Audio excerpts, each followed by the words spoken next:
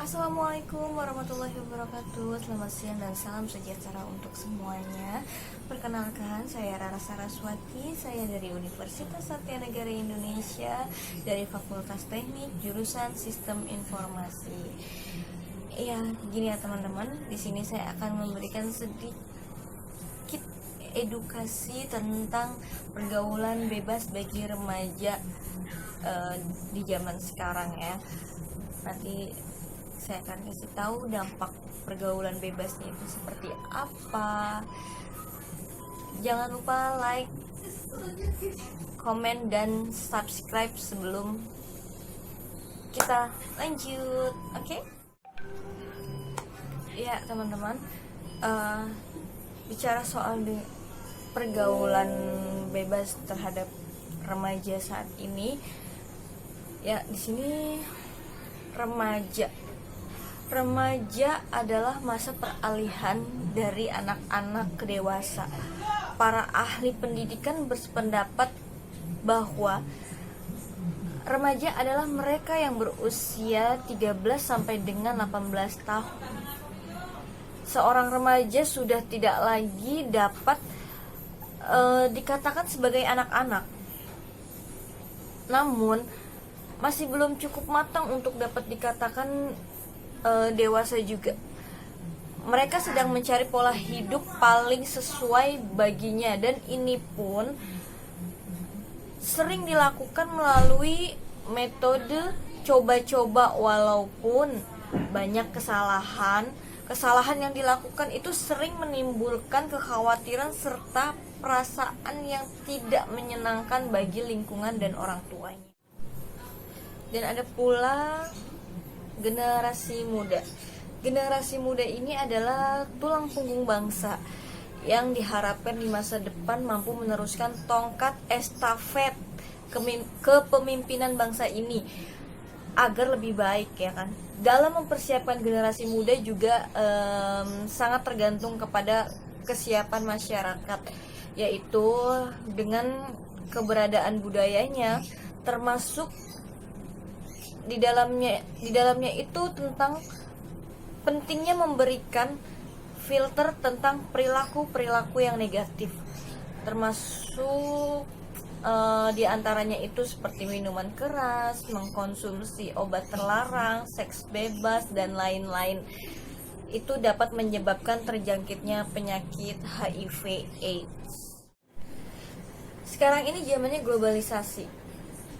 Remaja harus diselamatkan dari globalisasi, karena globalisasi ini ibaratnya kebebasan dari segala aspek, sehingga banyak kebudayaan yang asing yang masuk, ya kan.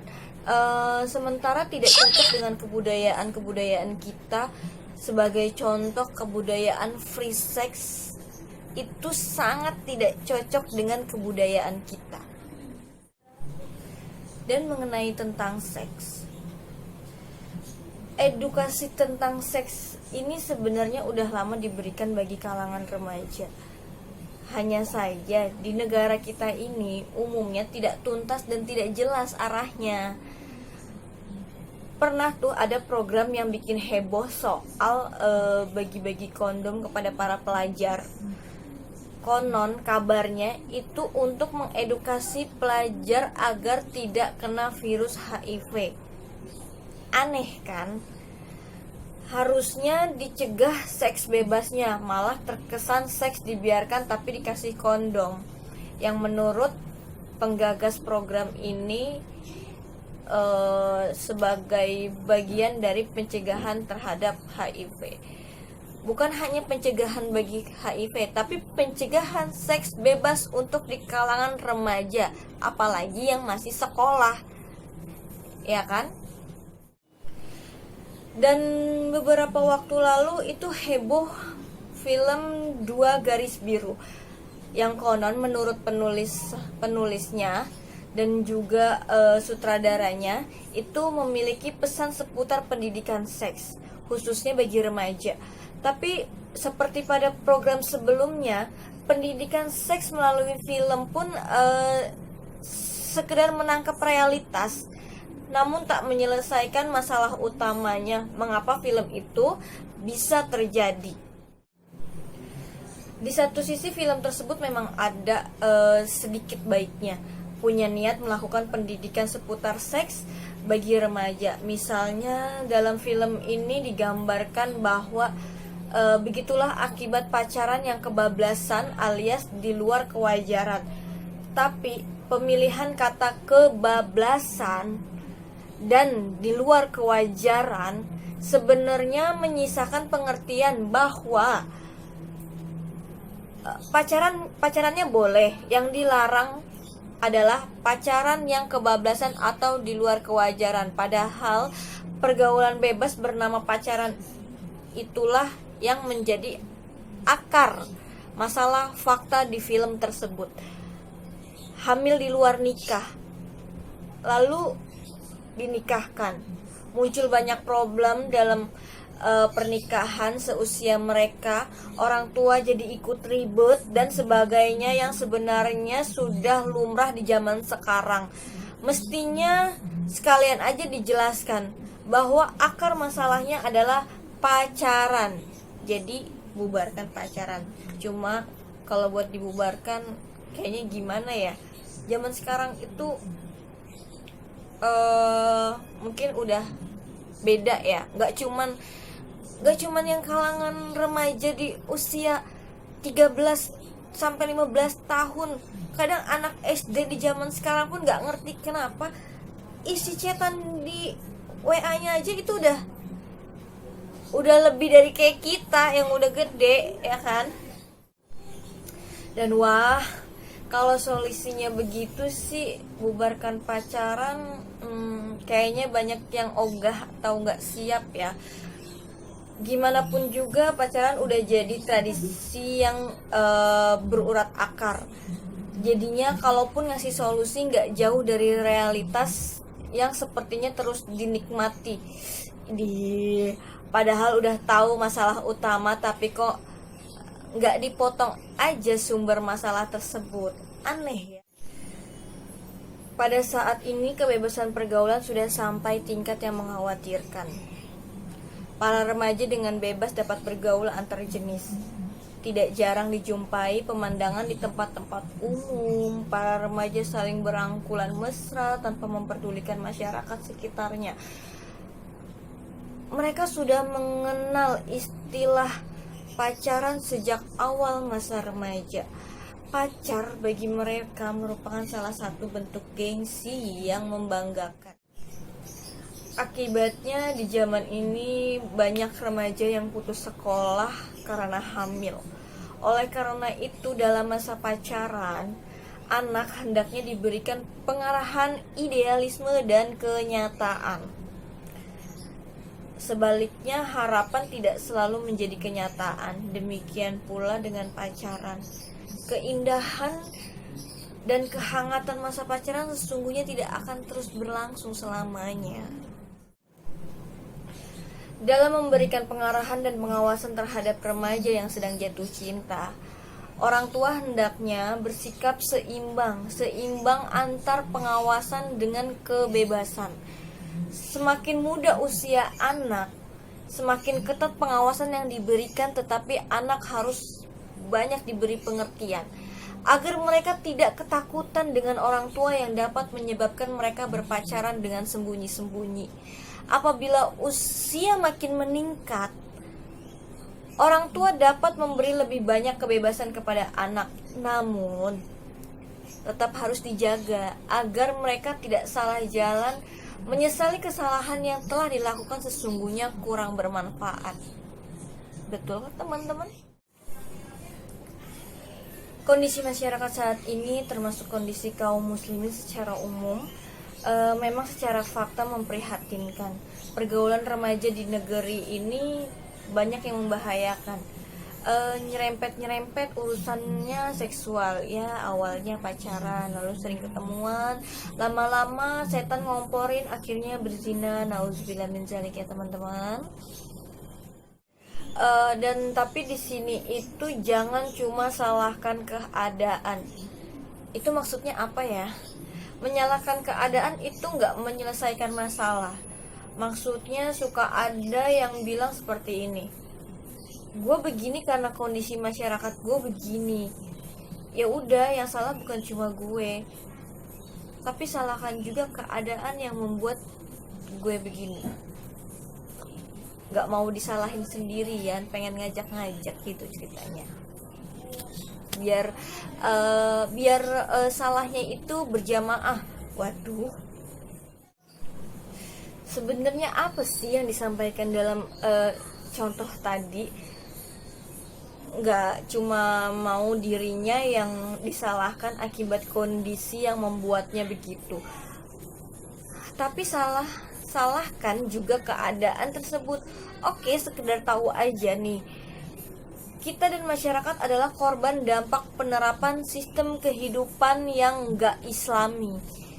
Ini kehidupan yang sekular, kapitalistik, jauhi dari Islam. Kita semua ini korban loh. Maksudnya karena kita semua korban. Ketika kita mau menyelesaikan masalah tersebut, itu harus diselesaikan kedua-duanya. Kalau kita salah, ya kita juga harus memperbaiki diri. Lingkungan sih secara umum emang salah, tak islami, jauhi dari aturan Islam. Tetapi coba deh tengok ke sekitar kita, apakah semua orang jadi ikutan salah ketika mereka hidup di lingkungan atau keadaan lingkungan yang salah? Ternyata enggak juga. Banyak kok tetap beriman dan beramal soleh, nggak ikut-ikutan dengan kondisi atau keadaan masyarakat yang rusak, lalu otomatis jadi rusak. Ya enggak lah. Tetapi memang secara fakta juga banyak loh yang ikut menceburkan diri dalam keadaan atau kondisi masyarakat yang salah dengan anggapan, gue begini karena masyarakat gue begini juga.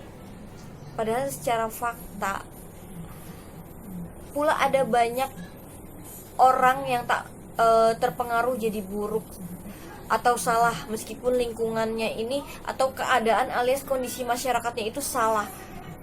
Ya kita ini tetap berdakwah walau sekedar melalui tulisan untuk mengedukasi masyarakat, khususnya kalangan remaja agar tak ikut-ikut dalam larut dalam kesalahan masyarakat, sekaligus melawan berbagai tekanan yang memungkinkan kita itu jadi ikutan salah. Itu artinya tak selalu menyalahkan keadaan semata, tetapi evaluasilah diri kita masing-masing. Sadar lalu berubah jadi generasi yang peduli dan cinta kebaikan, sehingga bisa bersama-sama mengubah kondisi atau keadaan yang memang salah tersebut menjadi baik dan lebih baik. Semudah itu kan. Dan berdasarkan penelitian di berbagai kota besar di Indonesia, sekitar 20 hingga 30% remaja mengaku pernah melakukan hubungan seks. Celakanya perilaku seks bebas tersebut berlanjut hingga meranjak atau menginjak ke jenjang pernikahan. Ancamannya pola hidup seks bebas remaja secara umum, baik di pondokan atau di kos-kosan, tampaknya berkembang semakin serius. Pakar seks juga spesialis obstetri dan ginekologi Dr. Boyke Dian Nugraha di Jakarta mengungkapkan dari tahun ke tahun data remaja yang melakukan hubungan seks bebas semakin meningkat. Dari sekitar 5% pada tahun 1980-an itu menjadi 20% pada tahun 2000. Kisaran angka tersebut, kata Boyke, dikumpulkan dari berbagai penelitian di beberapa kota besar di Indonesia seperti Jakarta, Surabaya, Palu, dan Banjarmasin, bahkan Pulau Palu, Sulawesi Tenggara. Pada tahun 2000 lalu tercatat remaja yang pernah melakukan hubungan seks pranikah mencapai 29,9%. Banyak juga ya, apalagi sekarang di tahun 2020. Wah, sekuat-kuatnya mental seorang remaja untuk tidak tergoda hidup pola seks bebas, kalau terus-menerus mengalami godaan dalam kondisi sangat bebas dari kontrol, tentu suatu saat akan tergoda pula untuk melakukannya. Godaan semacam itu terasa lebih berat lagi bagi remaja yang memang benteng mental dan keagamaannya itu tidak begitu kuat.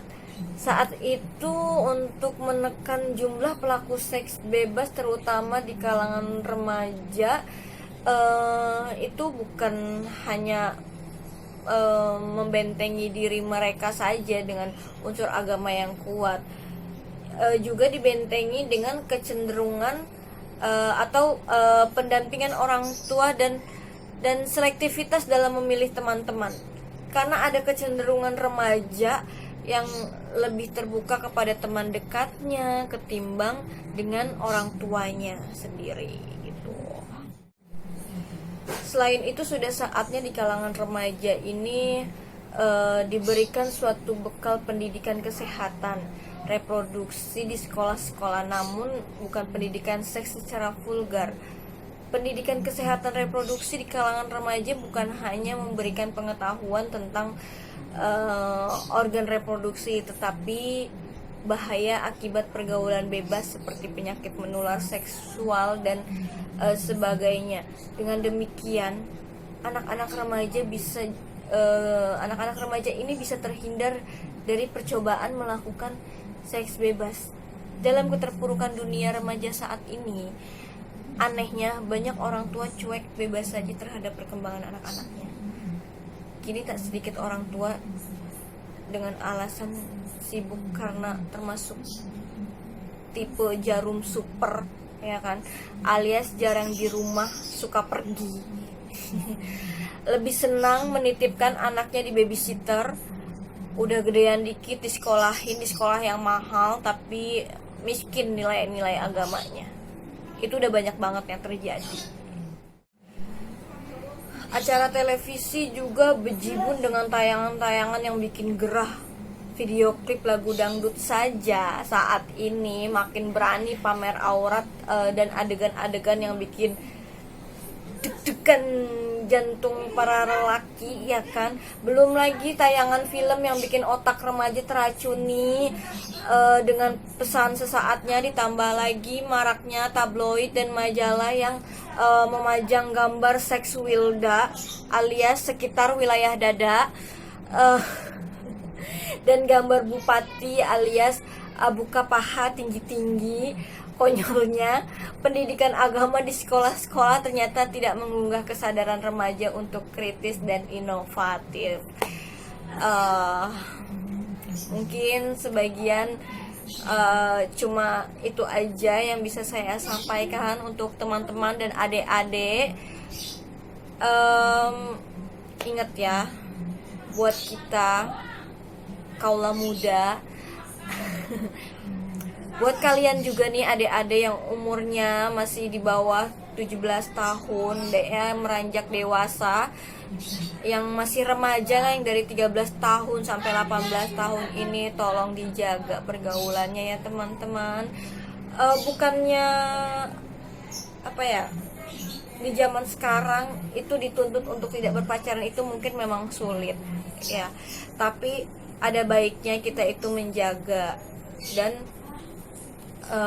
menjaga diri untuk tidak terjerumus pada pergaulan seks bebas ataupun obat-obatan terlarang, minuman keras, tolong dihindari karena itu bisa merusak masa depan kita.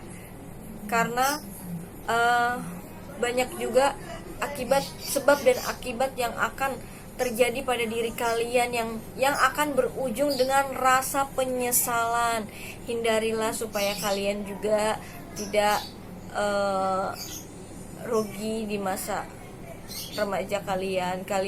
Nikmatilah masa remaja kalian. Jangan sampai dengan hanya karena seks bebas kalian merasakan hamil di luar nikah, yang harusnya nikah muda. Kalian di usia muda sudah mengurus anak, mengurus rumah tangga. Mengurus rumah tangga itu sulit. Saya yang udah tua saja belum menikah, belum punya anak, dan belum bisa mengurus rumah tangga.